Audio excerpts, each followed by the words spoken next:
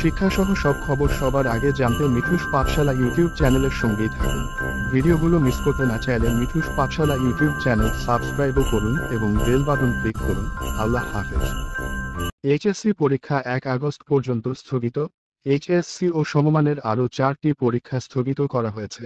28 জুলাই থেকে 1 আগস্ট পর্যন্ত পরীক্ষাগুলো হওয়ার কথা ছিল, তবে 4 আগস্ট থেকে পরবর্তী পরীক্ষাগুলো আগের সূচি অনুযায়ী অনুষ্ঠিত হবে।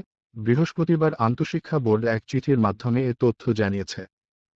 চিঠিতে আন্তঃশিক্ষা বোর্ড বলছে, 28 জুলাই থেকে 1 আগস্ট পর্যন্ত অনুষ্ঠাতব্য সব শিক্ষা বোর্ডের পরীক্ষাগুলো স্থগিত করা হলো। স্থগিত হওয়া পরীক্ষার পরিবর্তিত সময়সূচি বিজ্ঞপ্তির মাধ্যমে পরবর্তীতে জানিয়ে দেয়া হবে। আগামী 4 আগস্ট থেকে পূর্বঘোষিত সময়সূচি অনুযায়ী পরীক্ষা যথারীতি চলবে।